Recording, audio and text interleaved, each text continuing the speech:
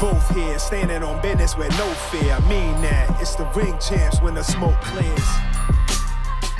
What's going on, fight fans? It's your boy Ak, and I'm Barak the Boxing Bully. And this is another episode of the Ring Champs with friend to the room joining us today, IBF 140-pound champion, Richardson Hitchins. Thank you for having me. Welcome back to the show. Yeah. One of our favorite guests. So much to talk about. You're so honest and candid. So I want to talk about things that are happening now, but first I want to start off with the last time you sat down with us, you said some great things about Tank Davis, Gervonta Davis, on how he helped you in a time of need.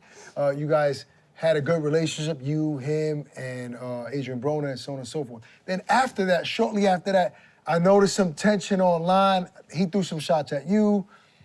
You, I guess, responded. Tell me what happened from that interview with you and Tank and now. I feel like the shots came from just something I said in interviews during that fight week when I was getting ready for my fight. They had brung his name up to me, and I basically was saying that, you know, I got to the position I'm at on my own. Nobody bought me no car, nobody bought me no chain. And he went online and posted a chain of his that he used to, you know, let me wear. Right. And I was kind of like, you didn't give me that chain, and I bought everything I got is earned by me. And that was basically it. But why were people asking you about that? Was it because you said that he had helped you out at times, or I think you said that Adrian might have let you wear his chain or something. I don't know if it was No, it was Tank. Tank had like a chain. He had let me wear it back in this was like 2019. 2019, he was letting me wear a chain or whatever. Right. And he posted online like, yo, what you mean, ain't this my chain or whatever? I threw my shots back at him. Well, what did you say? What was your response? I was basically saying like, that was a chain that wasn't even basic. I said something like, that wasn't even basically your chain. Like, you had to give that back to the jeweler. Like, you was just letting me wear it before. Okay. Like, so you threw your shots back. Yeah, it was what it was. But to me, that stuff is like childish, you know? Right. At the end of the day. But you didn't speak, you haven't spoken since then? We spoke in the DMs.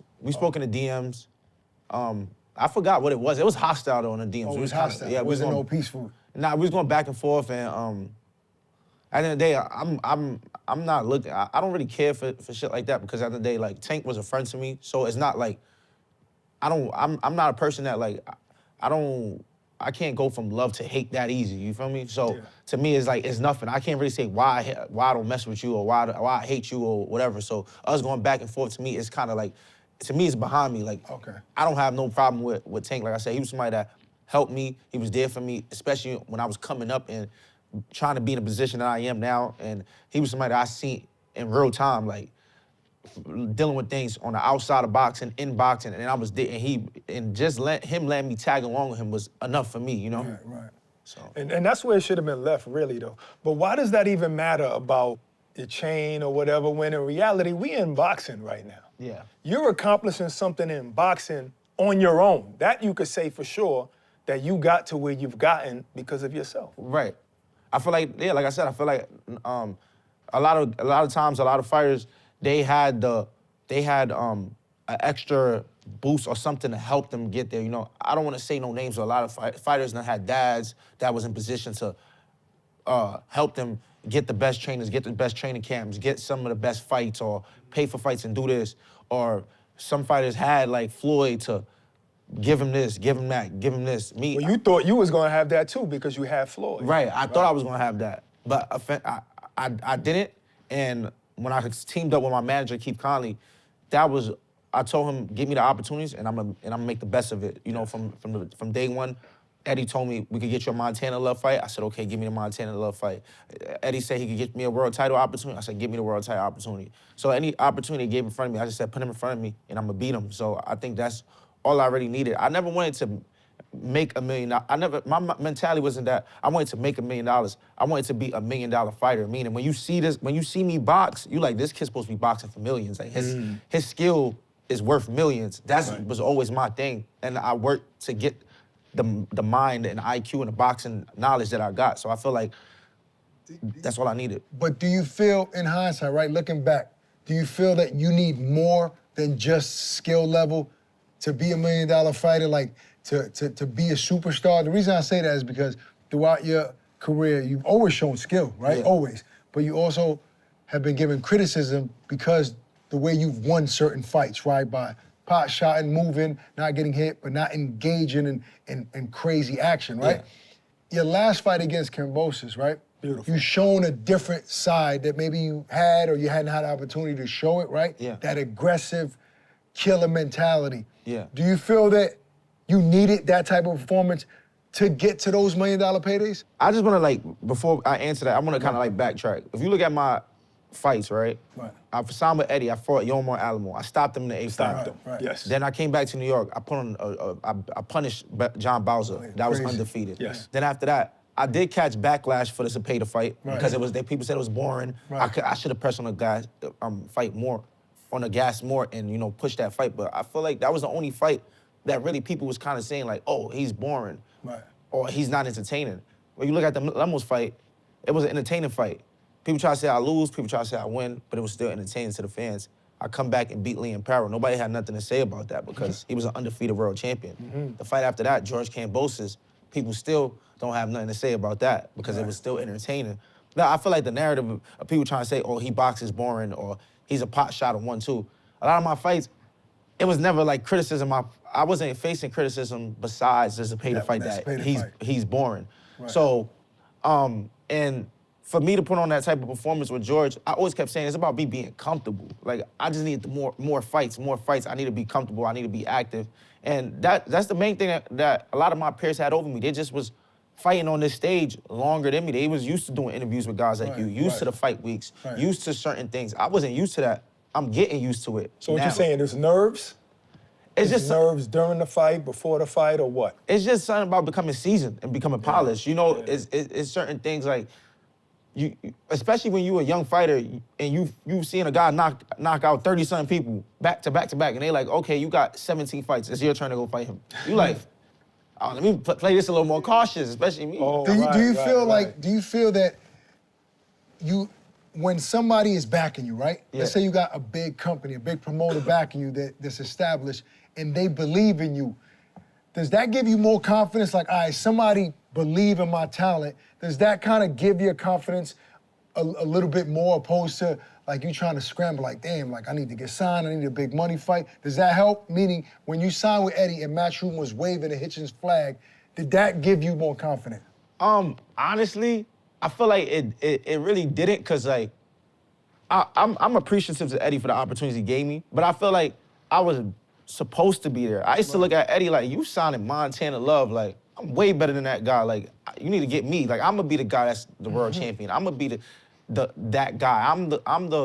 I am the same fraternity and the same crop as the Boots Ennis and the Shakur Stevensons, the Andy Cruzes, these guys that he loves so much. Right. I feel like I'm in the same conversation.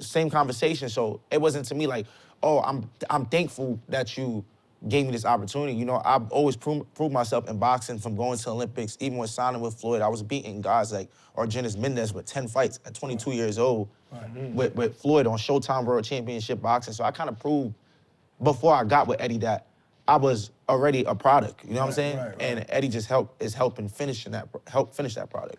Okay, so we have to talk about, recently you going on back and forth online with Devin Haney. Can you really break that down for us? Because he made an accusation that you turned down $1.5 million to fight Keyshawn Davis, and then they went up to $2 million to fight Keyshawn Davis. Is there any truth to that? And then that you settled for $700K to supposedly fight Ortiz. Yeah. Please break that down. I don't know where he got $700K from. Like I told him, I made upwards of close to 7 figures for the Kambosos fight. So why would I? Right. I didn't even make that for. I probably made close to that for the.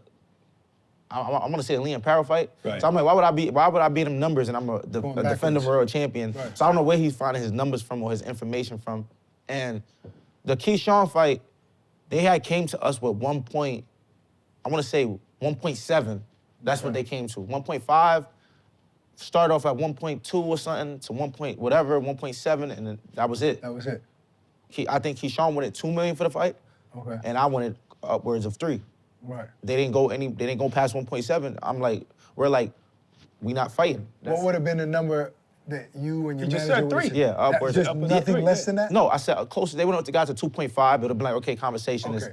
But even when I sat with Eddie Hearn, Eddie already was kind of saying like the numbers they offered, I think this fight was worth more. And if I was your advisor, I wouldn't take this fight for that type of number because I think this is a mega fight. But he said when they offered them numbers, Eddie said I'm gonna come to Hitchins with the opportunity just because they said bring it to Hitchins, but he wasn't representing you at the time. No, he wasn't representing. Promoter. You was a free agent. He was still helping you negotiate the deal. Yeah. With the zone. But even Eddie was just like, yo, this is. Yeah, Eddie said it. Yeah. He was truthful like that. Yeah, Eddie was like, this is a big fight. Like, I think there's a massive fight. This could be a big fight on its own. And I felt the same way. But, obviously they was looking for an undercard for Shakur and Teo. So I was like, all right, if I want me and Keyshawn, which I already know is a huge fight, I'm not taking 1.7 for that fight. I'm not dumb. You know what I'm saying? So. But you would have been cool being on the undercard as long as you got the money that you were asking Yeah, I was for. cool. I was cool. Yeah, they could have paid me. They could have put me the first fight of the night. I was cool with that. Yeah. Is that a fight you want with Keyshawn Davis? I mean, of course, it's a big money fight. Anybody I want the big names, and Keyshawn is seeming like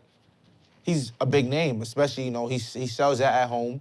A lot of people in the boxing world loves his personality, loves him as a young fighter, and a lot of people in boxing love me. I think it's a mega fight. I think any fight with me, period, with my name in it, and another name is a big fight. Would you go to his hometown? I said that when I was there, but I mean, obviously not. We gotta come back to New York. I was like, hopefully, I would like it to be in New York. We don't gotta do it. The argument you're talking about? Yeah. Can you talk about that interaction and how did it start?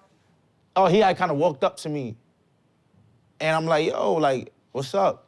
And then he was like, yo, you ain't gotta be on all that. I'm like, yo, you came to me with like 50 cameras behind you. He turned around like, oh, I didn't even know they was right there. Like, come on, bro, you a whole fighter dodging punches and all type of shit. You don't see 100 cameras behind you. So you feel like he came with cameras to start some Yeah, to start something. And I just gave him, I just was, reciprocating energy. You know what I'm saying? That's just like, it wasn't on TV stunt or none of that. Like, it's just like I said before, me and Keyshawn never had no problem. So I feel like it's weird animosity. Like, it's something weird about that kid. Like, the minute me and Shakur got into our own differences, he went online, he went on Najee, on Najee's podcast, saying, oh, I've been doing weird shit. I've been doing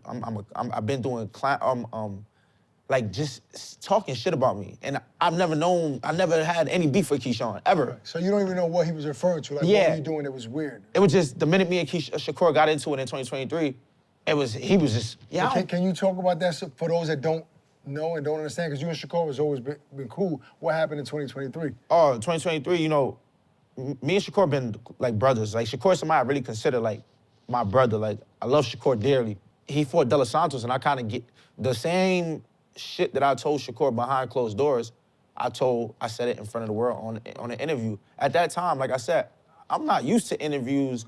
I'm not used to. What was it though? What did you say? I kind of just gave my opinion on the De Los Santos fight. Saying that he couldn't box Tank Davis. If something about like if I was Tank Davis watching that fight, I would be like, okay, like I could probably get him. Yeah, I got you. And basically saying the fight was really close, and the world was the world was trying to give Shakur backlash, and that was I don't see how that fight was close though.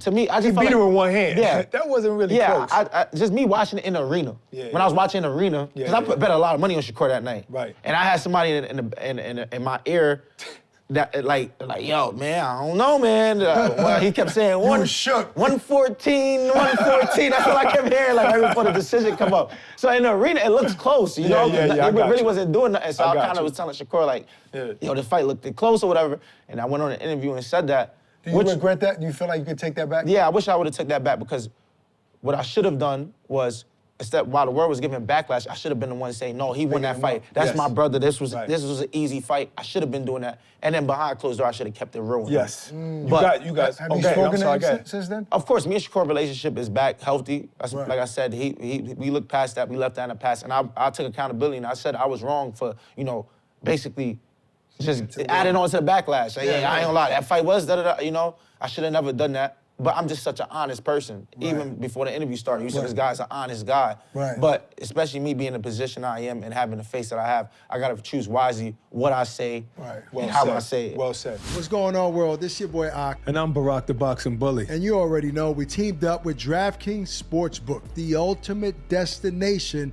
for betting on big fights coming your way this year. Shakur Stevenson, Teofimo Lopez, Barak. I mean, this is what us fight fans, we dream about. It's actually happening. Both on everybody's pound-for-pound list. Shakur's a slight favorite when it comes to the odds, but in the boxing world, people don't know because Teofimo is a very unpredictable fighter inside that ring. Different styles has given him trouble, and then all of a sudden he looks spectacular against certain styles. Then you got Shakur Stevenson, who I've been saying for years has the best defense in the whole sport. And I predict that the winner of this fight eventually will be #1 pound-for-pound fighter in the world.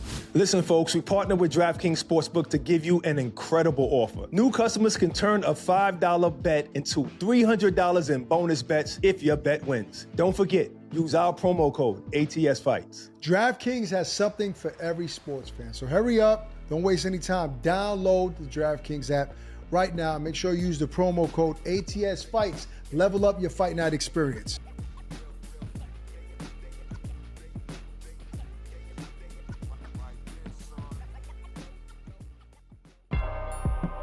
Terrence Crawford talks about Keyshawn and Shakur in the same breath, like these guys could beat everybody. So how do you feel about Keyshawn as a fighter?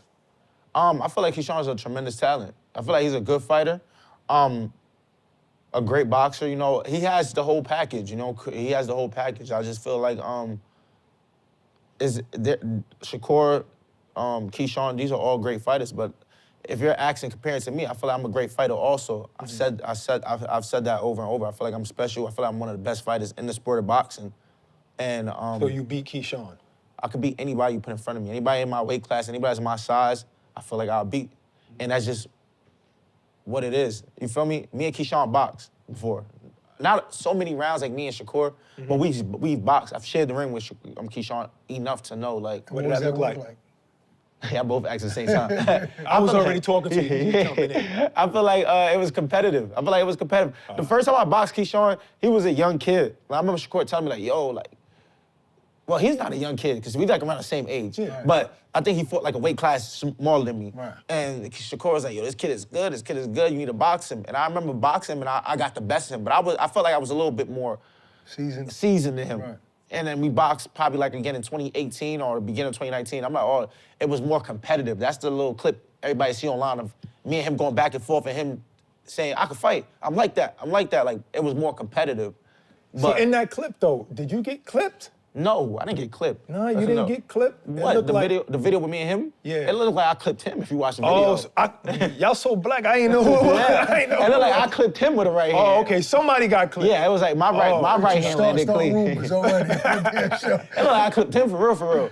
Like I said, I've never been down in boxing. Closest I've ever been hurt in anything in boxing with Lemos with that right hand. But I've ever been down. I don't know for other fighters what other fighters could say. Not in sparring, nothing? Nothing. Wow. Ever. I swear. I've never been boom.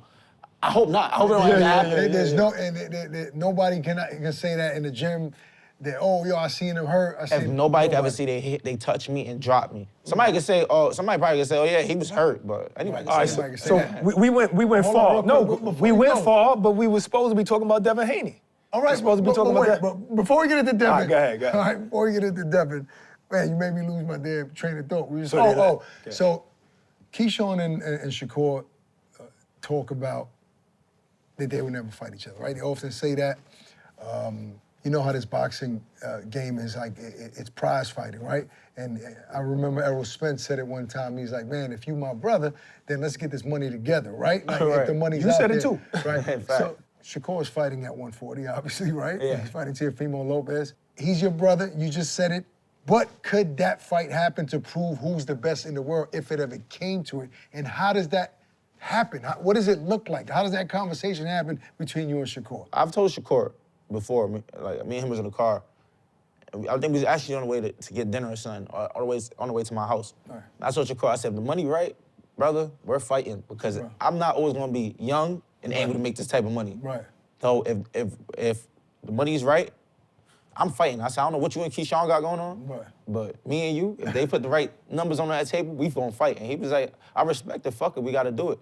Oh, so and he he was looked at with me, it too? he looked at me, I'm gonna fuck you up though. And I said, all right, let's You know, Shakur's always had that type of energy. He's like, yeah, you know, I got close people, but ain't no friends in boxing really in the ring. Yeah. You agree with that? I feel like in boxing, in the ring, is no friends. I mean, me and Shakur box, it's extremely competitive. I think we boxed the same day Boots just fought at 154. We boxed that same day in Philly, and it was super competitive because it's like, he feel like he's a guy, I feel like I'm a guy. But do you believe what him and Keyshawn say, that they would never fight each other, or do you think that could change depending on how big the fight got? I feel like it could change. Like me, I don't want to talk about any friendship. I don't want to be like try to start nothing on air. Like, yo, this person or this or this. No, like, it's just your opinion on it. I feel like Keyshawn respects Shakur more than Shakur respects him. I feel like Keyshawn is more little bro. Like it's more like I respect like Mr. Miyagi. Like it's like I respect him. And Shakur has more empathy and sympathy. Like, this is my little brother, this is my little man. I helped groom him. Right. I helped raise this kid. And I don't want to fight him. I have like a personal relationship with him. But I feel like Shakur has that dog mentality.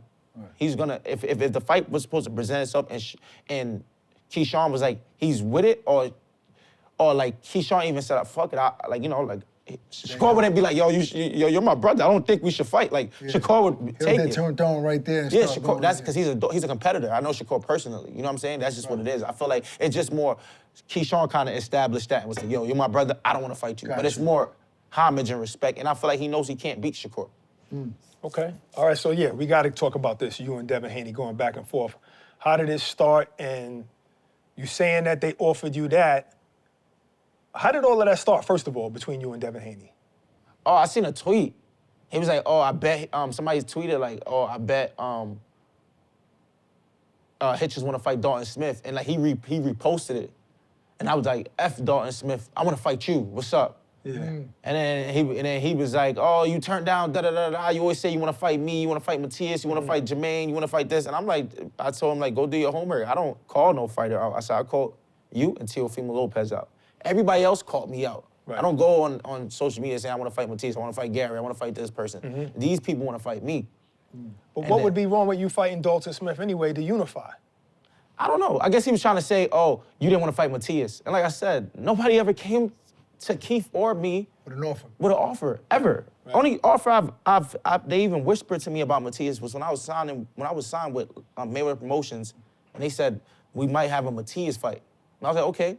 And that was like for like 50K or some shit. This was like back. No way you wanted to fight that back then, though. No, what you mean? At that time, yeah. I wasn't familiar with Matias at that time. Oh, okay. But I've heard about him killing somebody in the ring, and it was like, oh, damn, we have that fight. And I'm like, oh, all right, like, come back to me. Yeah. And they came back, and it was never no fight. That's when I think he ended up fighting that it was like a Russian fighter he fought back like years ago. But that's the only time his name came up. When me and Matias supposed to fight, it was for the Liam Parrow. Liam Parrow beat him. I beat the man that beat Matias. How can I be scared to fight somebody that I beat the man that beat you easily? I can understand that. So in your weight class, there's 4 champions. Who is food and who's a really good fight? Everybody's dangerous. I can't sit here and be like, yo, this guy's food. Everybody, from Gary, from Teo to Dalton Smith, and me, we're all. Did you know about Dalton before this? Yeah, I was watching him. I already was very paying attention. Did you think he was gonna win? Before the fight, not during the fight, watching it, because Matias was looking good. Yeah. Did you think he was gonna win before the fight? I thought it was like a close fight. Okay. I thought it was a close fight. I thought it was a pick-em fight. I thought the fight could go either way. Watching it close, it looked like it was going towards Matias' way, but Dalton looked like he was in there. But, you know, that's a fight that, you know, like I said, if I'm at 140 long enough, we can make it happen. Well, who's the toughest task, in your opinion, the eyeball test at 140? I know you said they're all dangerous, but who would be the hardest fight for you? I mean, I want to say probably Gary or Teo. Those are the more seasoned guys to me in the weight class. Those are guys that I've always been familiar with since a kid. So I feel like they're probably the toughest task. Let's talk about your win after Kambosos. You mentioned you're a free agent, right? Like your deal was up with Matchroom. Eddie Hearn seemed like he showed you a lot of love during that time or whatever and gave you opportunities. But then there was a little tension there because I think he mentioned something, and don't quote me on this, that there was a lack of loyalty there, right? Because you said that, but you didn't have a deal in place with Matchroom. So I guess that was the right thing to say at the point. Can you talk to me through that? I feel like if I could redo that, I would have went about it different. you know, I don't know the business of boxing all the way like that to like know certain stuff I shouldn't say or I should say. What would you have said differently? I would have just not even mentioned it on TV. I would just not even mention it, period. If it was up to me. Why? Because Eddie was good to you. You know, yeah, Eddie want to work with him. Eddie is a great guy. You know, he gave me the best opportunities that I could ask for. He helped change my life. It's nothing I can really say bad about Eddie. You know what I'm saying? Like I said, if I could have, you know, answered it different or go about that situation different, I would have probably never even mentioned that because at the end of the day, I get him. You know what I'm saying? He helped get me to where I'm at. So of course he look at it like a slap in the face. It's like your girl cheating on you. Like, what do you mean? What do you mean? They don't go that far. Yeah, nah, that ain't that. But You know, said, like your girl saying you single now. yeah, like my girl, yeah. All these years I done gave you, now you Yeah, single. like a girl saying you single. Like, what you mean? I just put you in this big platform and stuff like that. But I was kind of just, you know, doing. I don't want to say. I was just kind of doing what was advised to me at that moment. And maybe it was like to get offers from other promoters, other platforms. Yeah. Let the world know, hey, I'm free. I've been working with Eddie, and I prefer to keep working with him, but I want to let the world know that I'm free. Yeah. Was that the mindset? Yeah. But me and Eddie hash things out. We're good. You know, Eddie's in my corner. And like I said, I've told Eddie sorry personally and apologized to him. And you know, like I said, he helped change my life. So I gotta give him like. Could there be a potential you re-signing with Matchroom? Can that happen? Of course, there's a potential. You know, I had a great relationship with Matchroom, Kevin Rooney, Eddie Hearn, all Frank Smith, all them guys over there. You know, so yeah. Definitely. Yeah. Okay, we know the answer to this already, but I want to hear you explain how Teofimo's about to fight Shakur Stevenson. Who wins, and what does that fight look like? I mean, everybody expects me to be like, Shakur's gonna win easily, right? Well, that's just what we think. Yeah, nah, but I think it's a good fight. I think it's honestly 60-40. I think, you know, obviously favors Shakur. He's the more unbeatable guy because he's hard to hit him, period. Yeah.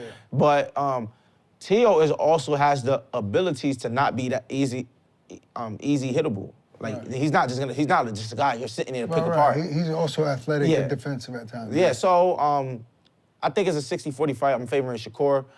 And I don't know how Shakur is gonna win the fight. I don't know if Shakur is with Shakur is all about the danger you could put in front of him. Mm-hmm. That's one thing I do know. If he feel like it's danger and you got his mind thinking and working, you can tame him and make him keep off of you. If Teo can't make him think, if Teo don't got nothing that's like, yo, this motherfucker hurt me, Shakur's gonna have his way with him. So it's all about what Shakur feels in that ring that day. So in other words, if he does sense some danger, if Shakur sense some danger, it'll be just a different type of fight, but he'll still win. Right. It'll be more of a, I'm gonna get what I can get, and I'm out of here. Move. Yeah. What do you think about his performance against Zepeda? He surprised me that day. Yeah. Because you know, but you seen him do that in the gym. So why did he surprise you? Because it's always different under lights. Yeah, it was different under lights. You know, he was sending me sparring clips, of him in that camp. Like I was watching, and I'm like, okay, like, all right. But I felt like Zepeda pressure just was different from them guys. You know, Zepeda throwing 100 punches around. Them guys wasn't coming like Zepeda, but he showed up. That arena that day too was hot, super hot. Yeah, so it was. He did camp in Houston. I was telling him like, you should have went to Colorado. After the fight, he did say you was right. I should have went to Colorado because that fight probably would have been a little bit more easy on my body. But he did camp in Houston. I think that was a big factor because, you know, Zepeda does camp at altitude in Mexico. Yes. He's running up the mountains. So I'm like, you should have did things different. But the performance he put on that night, it was amazing. Special. He showed that Shakur is him. Like he showed his dominance, his greatness as a competitor that night. That was his best performance. Yeah, I agree with that. I think he shocked a lot of people and showed, I guess the naysayers that he can't be in a pocket and fight, that he can do that. Now, speaking of Shakur, he, now that his big brother, Terrence Crawford, has exited the sport and retired, you know, he says that he wants to be that #1 pound-for-pound fighter in the world. Give me your take on that pound-for-pound list, like at least a top 5 now that Terrence is retired. I mean, like I said, I feel like you gotta put, you talking about the new guys or just people in boxing? No, I'm talking about pound for pound. in boxing. Best fighter period. in the world. Best five fighters I feel like in the world. I feel like you got to put. I mean, after this, if Shakur beats Teo or Teo beats Shakur, you got to put one of them in there. In the top five. You got to put Usyk. You got to. I feel like you still got to leave Canelo in there because he's still in boxing and he done fought everybody. He done beat names. He done lost names. Right. Anyway. In a way. Bam Rodriguez. Yeah, Bam is a problem. Uh, Yeah, I think that's round 5 there. This is why we can have a conversation with you, because you a real boxing fan and you know this stuff. yeah. We can ask other people and they don't know who. Oh, okay, you know what's interesting? We just had a great conversation. Wait, I'm about to ask him that right now. Okay. So we were just having a conversation and we agreed, but he made it into a debate. I don't know how. Yeah. But I want to frame it to you this way, because I'm not talking about 38-year-old Floyd. Oh my God, Who bro. wins in their prime? Floyd Mayweather versus Crawford in their prime. I mean, I'm always gonna go with the defensive guy, the guy that showed he was barely could ever lose. Right. That's Floyd. It's hard to beat something you can't hit. Yeah. Yeah, but Floyd. but this is the point he was making. My point is, 38. his biggest opponent ever was Manny Pacquiao. Right. That's Floyd's biggest win. It was at 38 years old. Right. Terrence Crawford's biggest win was Canelo Alvarez. Yeah. He was 38 as well. They were the same age, right? Right. Look at the dominance in those fights, the difference. And Floyd beat Manny, all due respect, one of the greatest ever. He was scared to death in that fight. Like, he was fighting scared to death. Even his pop said, what the F is going on? Yeah. Still won, Yeah. right? And look at how fighting a smaller guy who had come up from 106 pounds at the beginning of his career, Yeah. right? Still as great as he was still smaller than Floyd, Yeah. right? Bud went up arguably 3 weight classes to fight the face of boxing at the time who was younger than him and dominated. Yeah. There's a difference there. I feel like and they both at 38. It's still like both guys got to get in the ring. It's still styles make fights. It's different things. You know, Pacquiao is different from Canelo. Canelo's different from Pacquiao. That's just how I look at it. And also, we don't all age the same. Yeah. So you can't compare a 38-year-old with a 38-year-old. Yeah. It just so happens Floyd was still dominant at 38, but wasn't able to knock people out. Yeah. And Terrence is dominant at 38 and still can Able- crack.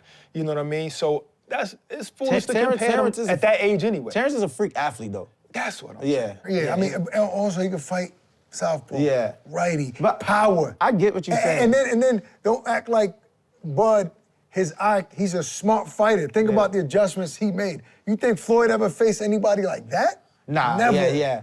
I don't know. That fight is close. Floyd is my favorite fighter of all time. Okay, so you it's can't just go against him. Yeah, I can't It's hard go. to go Yeah, against him. it's hard. So you still think Floyd is the best ever? Yes. Best ever to do it? Yes, I still feel like Floyd is the best ever to ever do it. Question: if you walked into a stash house and found it full of $20 million, how much would you steal? That's the question that Matt Damon and Ben Affleck have to answer in Netflix's new movie, The Rip. They play a team of Miami cops alongside Tiana Taylor, Steven Yeun, Catalina Sandino Moreno, Kyle Chandler, and Sasha Calle, all trying to decide, are they the good guys or the bad guys? This movie is an edge-of-your-seat thrill ride the entire time, keeping you guessing to the very end. Don't miss The Rip. Watch now, only on Netflix. There's another competitive fight that I want your opinion on, since we're talking about this fight actually can happen, and it might happen soon, and that's Boots versus Virgil Ortiz. Boots, obviously, the eyeball test, he's a phenomenal talent, right? He has been in fights where he's got clipped a couple of times, right? And people give him heat for that. I think if you're in the line of fire trying to hurt people, you're gonna get hit, right? So it comes with the territory. But a guy like Virgil Ortiz can punch, and he throws a lot of punches, and some people might say he's basic, but can Boots take those shots from a Virgil Ortiz? That's the question. That's the question. I don't think he's basic. I think Virgil's a lot better than people give him credit Who the for. hell say he's basic, first of all? No, people say that, But Boots is special, don't get me wrong. Boots is gonna but- destroy but him. Who says Ortiz is Boots, basic? Boots, Yeah, I don't- Boots fans, Boots fans. Yeah. Yeah. I mean, I'm a Boots fan, but I'm like, still not gonna say he's... True 50-50 fight. Right. Okay. Because Boots show, vulnerability. Virgil showing vulnerability. Virgil Right. been hurt. Exactly. Right, Virgil that's been true. touched. Can he take what's Boots dishing, Yeah, that's... And I feel like Boots it's all about gears with Boots or the decisions he make. If Boots say, we never know, if Boots say, I'm gonna go out here with a game plan, I'm not gonna let this guy touch me. You think he can execute that? I think he can execute it and make it a hard time for for Virgil to land them shots that other dude landed on Boots. You know what I'm saying? right. Boots is the type of guy that shots was landing on him because the guy that was hitting him with the big shots was what's them guys? It was Avanesian and what's his name? The guy, the Russian that was bouncing and moving. The one he fought twice. Yeah, the one he fought I don't know twice. how to pronounce his name. Them guys don't really have no firepower. Right. Well, Boots was probably Chukazan, trying to. Yeah, them guys don't have no firepower. He was walking through them. Yeah, he's just like, boom, okay, I'm trying to knock this dude out. when he fought Stanionis, we see a sharper Boots, a more dialed in Boots. Right. Boots box, like, phenomenal that night. Yes. So I feel like Yes. it's all about, like, what it's kind of decisions he make. And I think he boxed Stanionis like that because it was unfamiliar territory, and he felt it was a threat. You know what I'm saying? He felt threat. I feel like with Virgil, he's going to be extremely sharp. Yeah, you don't want to take shots from Virgil. Yeah. All right, so what about Anthony Joshua and Jake Paul? I mean, what happened was what we all thought was going to happen. Yeah. But what was your take on it? Because everybody had their take on that fight. I thought he was going to make it to the 8th round. He going to go the distance. Because he was moving so much. He was moving nice. Like, his movement, his defense, he was shoulder rolling stuff. Yeah. But he was running a little bit. Yeah, he was clinching. I mean, think about it. You got 6'7", 250 pounds coming at you. That got to be tough to deal with. He was swinging like, he was swinging at Anthony Joshua, backing him up. That was an entertaining fight. I respect Jake Paul, like, because at the day he showed up in that ring, and he didn't seem like, he didn't fight scary to me, I would say. I feel like he fought like he smart. He was trying to survive. Trying to get away. But it wasn't like, he was scared. I don't think he was scared. So hold on. If he would have made it to the 8th round, would that have been bad for boxing? Yeah. Yeah, that would have been Would weird. have been a bad look on the sport. Yeah, that would have been right? weird. Yeah, like, yeah, what? yeah. All right, what about the criticism that AJ's getting, which I don't agree with, that he should have got him out of there early. But if a guy is moving that much and clinching, regardless of how good you are, it's hard to knock a guy like that. Yeah, people don't understand that. Yeah, people don't understand. I didn't understand that, and I was a pro. I used to be like, yo, I can't. This guy's an amateur, and I'm trying to stop him. But anybody that's not sitting there in front of you, it's hard to hit or hard to, like, just get out of there. So you didn't throw any shots at AJ for that, for not getting him out of there? Nah, You understood that can happen? Yeah, I understood. I felt like Jay Paul had better stamina. He probably would have survived. Right. You know, Jay Paul's stamina wasn't Yeah, there. he was gassed out. Yeah, he gassed out. Yeah. You know, speaking of AJ, though, right after that fight, we all know what he suffered in Nigeria with one of his best friends, two of his closest friends, dying in an accident. It could have been him. There were reports that the driver said that AJ was sitting in the front first. Yeah. And he told him, I can't see the rearview mirror. Can you switch seats with your friend? And that's his friend that took his position in the seat is one of the ones that died. So it was moments where it could be in AJ. I don't know, I'm not sure if you ever lost a close friend. There's reports that he might retire, and some people saying he doesn't. Like, what do you think AJ does next? I think right now it's all about, like, just he needs time out. I mean, I think he needs to sit down, reflect, and just, that shit is hard, bro. It was a crucial type of death. Like, even the way the guy body was decapitated. Yeah. I think that he probably retired. Probably. I can see him retiring, because it's like, that's hard to deal with. I can't even speak on that, but that's like, Can't imagine. I can't imagine. I feel bad, like, you know, especially like him having one of the biggest wins of his career on the biggest platform, and then, you know, and then that just happened. That was a freak, weird stuff to happen. Having your best friend die is one thing, but seeing him die is another. Being there when two close friends of yours die is crazy, you know, to come back from. Even talking about that situation give me the chills. Like, it's just like, It's kind of crazy. You know, you talking about Tank, he's finally come back on the scene on social media. I'm not sure if you saw his post. He had like a jersey on and he was doing some basketball reference. Just an interesting dude. Look like crossovers. Yeah, a little kind of crossover. I mean, is that the Tank you know? Like, then he got up over like that. Yeah. What is that about? Well, like, knowing Tank, what's behind that post? That's the guy I know, grown to know and love. You know, that Tank. You know, when I see Tank, that's who I know. You know what I'm saying? Right. So, like, So you see stuff like that years like, ago. I see he's like a funny guy, but I think that I don't know, maybe he's trying to show, because I know he had a knee injury. So maybe he's trying to show, like, I'm back. now? Yeah, both my knees is good. Like, I think that's what it was. Like, that's what I didn't think of it. That's probably exactly it. Yeah. Like, have you ever played ball with him? Yeah, I play ball with Can him. he play ball? Is he all right? Nah, he tried. He tried.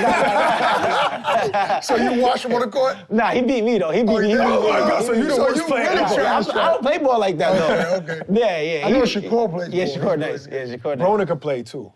I ain't never played with Bro, he can shoot. I was in the gym with him. He shot 13 shots in a row. Bud is probably one of the best boxing Bud basketball players. Bud Erickson Lubin, yes. Nice, Bud Erickson, but Tank think he nice though. Yeah, But yeah. It's funny. Speaking of Tank, look what you got. I see what you got on. It's a Balenciaga hoodie. Yeah. So Tank is considered one of those guys that be throwing it on. You know what Yeah. I'm saying, like fashion-wise.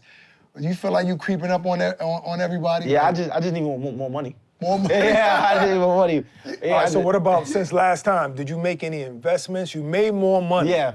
Did you make any I got a investment? financial advisor now, so you know I'm putting my money in the right places. Okay, you know, cool, trying to like build wealth. build wealth and make sure that my money's I can see it when I'm retired. You know, Good and I stuff. feel like having a smart white man with a suit is gonna help me do that. You know what I'm saying? But hold up. Nah, When we get back to but his name is my financial advisor is Mark Darman. He's one of the #1 financial advisors in the game in the New York City area. Right. They'll And he know was what help you where to put your money. yeah. and all So that. I think that was definitely the first step to being financially smart with my money.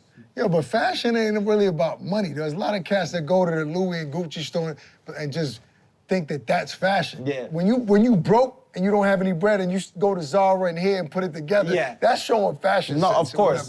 whatever. So who has the most fashion sense in boxing? The most fashion sense in boxing, I think there's a lot of good dress, but I think Caleb Plant is fly. Yeah. I think Caleb Plant is super fly. I think Devin is, I think Devin be looking too clean with his stuff. Like Devin is like, I don't know, he's more like, for like Too close polished? to the mannequin, too close to polished. But Devin is So you think he go in the store and say, just give me that with on the mannequin? Nah, I think his style kind of developed through the years. Seeing him on social media, like it'd be outfits. I'm like, that's fly. Yeah, he be having some dope Tank. shit. Tank is definitely. I think Tank is effortlessly like fashion. Yeah. Like to your point, it's not clean. He just Yeah, throwing I think it Tank is together. just like whatever. Like he Right. throws it on, and Tank is more in that. He has a lot of guys around him that's in that fashion world. Guys Stylists like and all Steven that. Victor and certain dudes that was in the background that would put Tank onto certain pieces. And Tank always had a fashion sense on his own. Tank always been fly since like dudes was wearing like Amaris and like YSL sneakers and stuff like that. Tank was always like fly. So And now he has a lot of money, so it's easy. yeah, it's easy, it's effortlessly.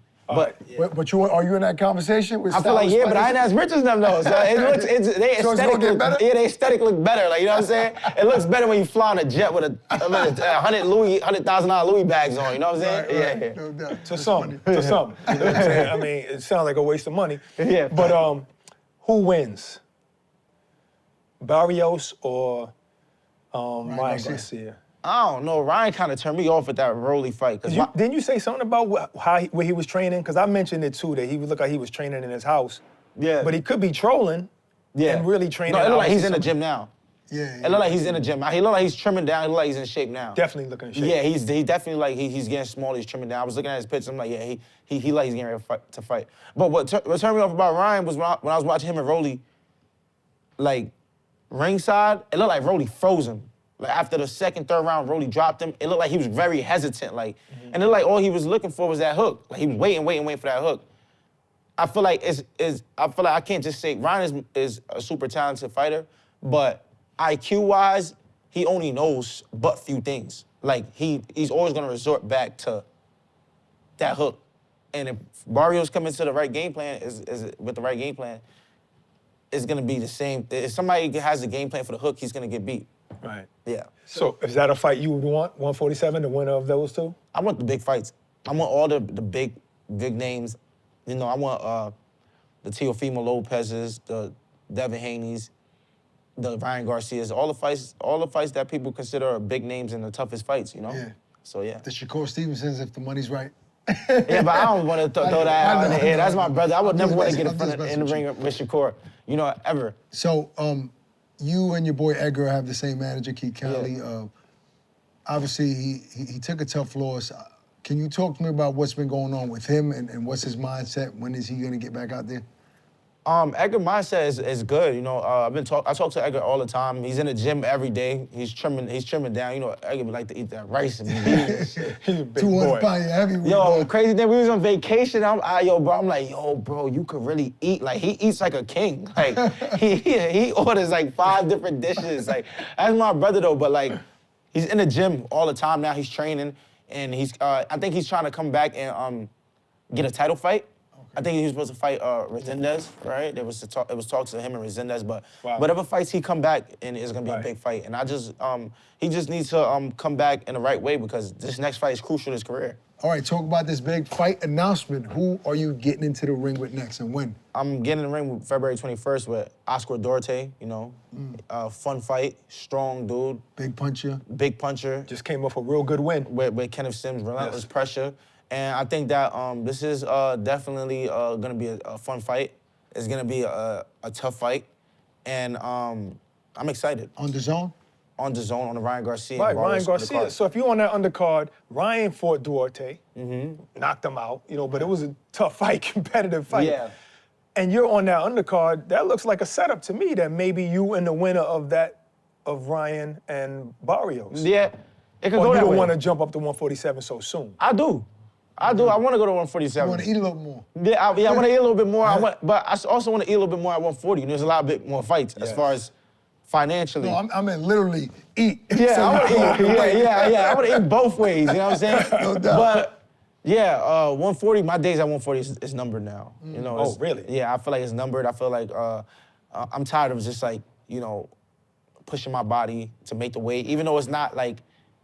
I feel like I've heard extreme more stories of fighters making weight, but I feel like I just don't want to be at 140 no What's the more. worst that ever happened during that week of making weight for you? The Lemos fight, with the IBF rehydration clause, that was like brutal for me. I made weight and had to go back and work out again after the weigh-ins and make weight again.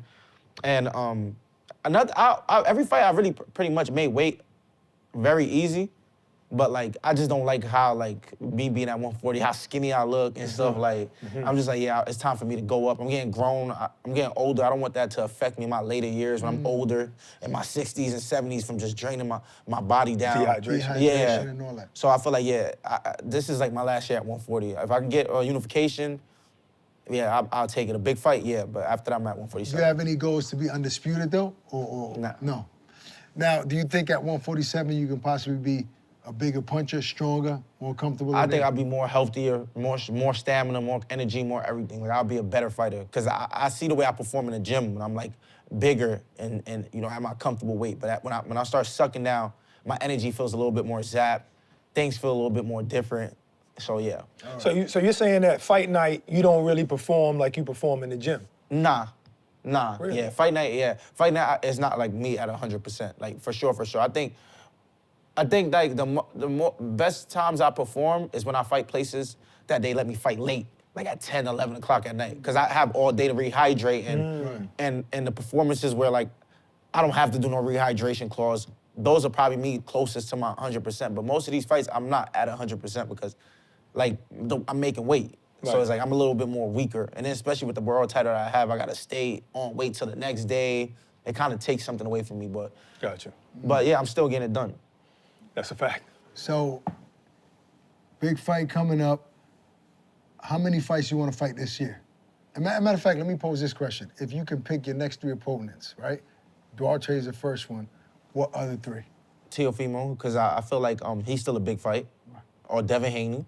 So it would be. You want those two? Yeah, You've been Teofimo saying and Devin that. Haney. Yeah, it would be Teofimo and Devin Haney. Who's harder, according to the eye test?